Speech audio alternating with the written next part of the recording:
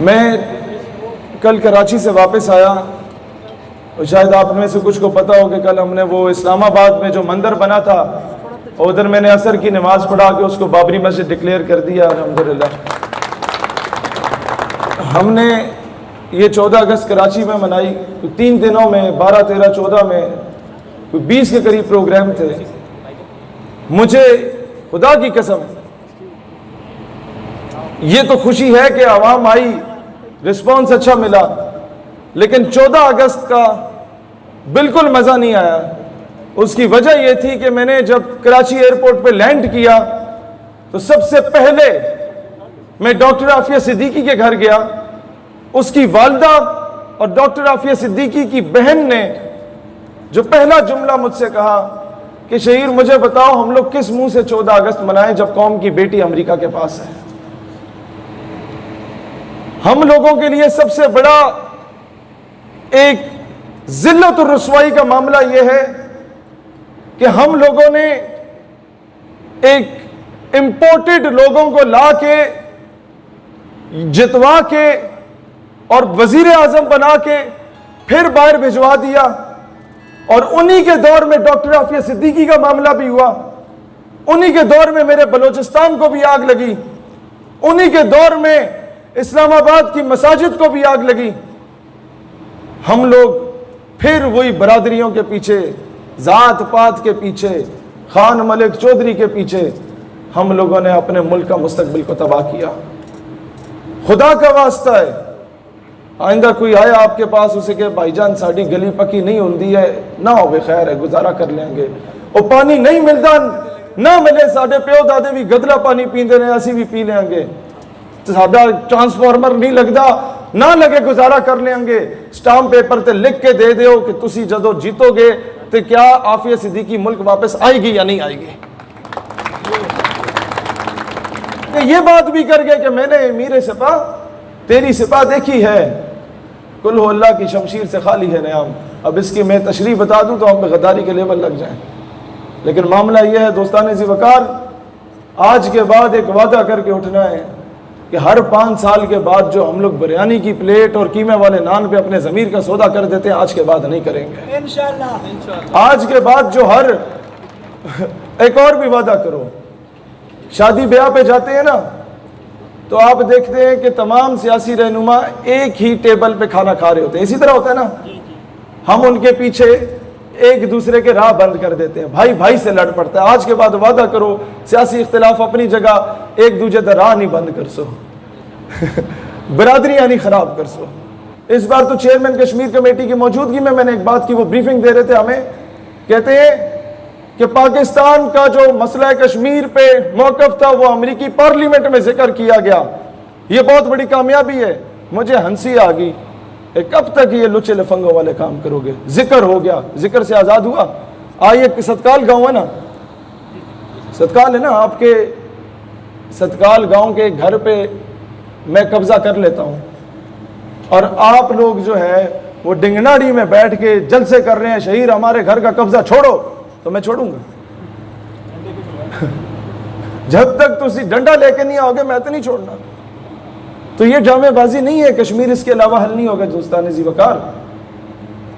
अब उन्होंने ये बात की कि अमेरिका में यह जिक्र हो रहा है। मैंने कहा भाईजान, पिंड का चौधरी अगर आपकी बेटी को अगवा करके ले जाए और दूसरे पिंड का चौधरी आके आपके घर के कमरे पे कब्जा कर ले और आप अपने पिंड के चौधरी को बोलें कि जी ये कब्जा छुड़वा दो, तो पूरा पिंड आपको बगैरत बोलेगा कि किसके पास जाके भीख मांग रहे हैं। तो जो आफिया सिद्दीकी को उठा के ले जाए उससे बोलो कि कश्मीर वापस करा दे, तो दुनिया हमें बगैरत नहीं बोलेगी।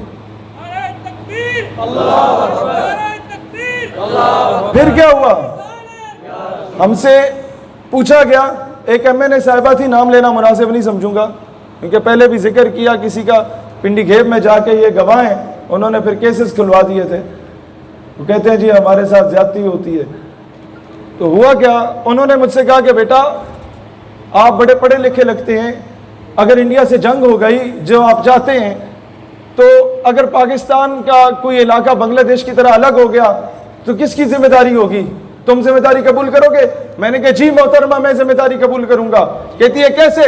मैंने कहा वो ऐसे कि कल को 200 साल के बाद मौर्रिख अगर तारीख लिखेगा तो वो ये जरूर लिखेगा कि पाकिस्तान हारे हुए लश्कर में था, लेकिन मोरख ये कभी नहीं लिखेगा कि पाकिस्तान बुज़दिल और बगैरत हो चुका था।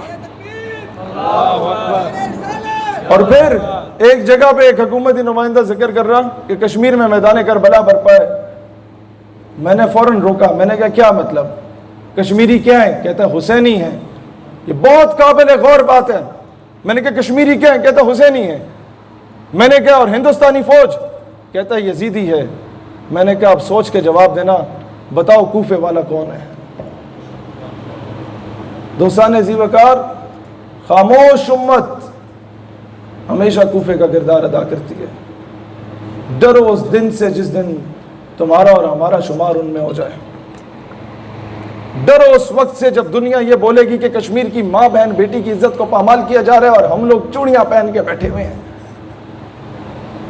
हम लोगों को दांतों के जलसे बड़े पसंद है, तो हाकिम वक्त भी दांतों का जलसा करा के हमारी तवज्जो बटोरता है। हमें कुत्ते बटेरे और मुर्गे लड़ाना पसंद है, हाकिम वक्त भी यही करता है। हमें ढोल ढमक्का पसंद है, हाकिम वक्त भी यही करता है। काश कि हम हर गली मोहल्ले से जहाद की सदा बुलंद करते, शायद हाकिम वक्त भी कश्मीर में घोड़े दौड़ाने की बात करता। हम लोग खुद बेहस हो चुके हैं, हम लोग खुद ये चीज नहीं चाहते। हमने खुद दुकानों पे लिखा हुआ है कि कश्मीर की आजादी तक उधार बंद है, यानी कि हमने मजाक बना के रखा हुआ है इसको। आज मैं पूछता हूं CNP वाले से, जिसने बात की कि जनाब इजराइल की हिमायत पे ये बात की जा सकती है, तसव्वुर कर लो खुद को कि तुम्हारी बेटी अगर जा रही हो बाया करके और उसको रास्ते में इजरायली मर्द जिस तरह फलस्तीनी बेटी के साथ करते हैं, दुपट्टा खींच लेते हैं, अंडे उसके सर पे फोड़ते हैं, पानी फेंकते हैं और फिर कह कहे लगा रहे होते हैं। तसव्वुर कर लो कि तुम्हारी बेटी को बरहना करके मस्जिद में स्पीकर के सामने उसके साथ जिनसी ज्यादती की जाए और पूरा मोहल्ला उसकी आवाज सुने। तसव्वुर कर लो कि तुम्हारे बच्चों के ऊपर व्हाइट फास्फोरस तेजाब फेंका जाए और जिस्म गल जाए और तुम देख रहे हो। अगर तुम में इतनी गैरत होती, मां बहन बेटी का पास होता, तो शायद तुम ये जुमला ना कहते, ये प्रेस कॉन्फ्रेंस ना करते। आज के बाद कोई महकमा हो, उसका शख्स हो, किसी इदारे का शख्स हो, हुकूमत का शख्स हो, ऑपोजिशन का शख्स हो, किसी सियासी या मजहबी जमात का शख्स हो, यह बात याद रखिएगा। आपको मेरी बातें शायद नागवार गुजरे, ये पार्टियां बाद में है, इस्लाम और पाकिस्तान पहले है। कोई भी पाकिस्तान इसके नजरिए और कश्मीर या फलस्तीन के नाम पे समझौता करे, जूते की नोक पे रखो उसे, चाहे वो कितना बड़ा नवाब वडेरा या किसी पार्टी के सरबराह क्यों ना हो।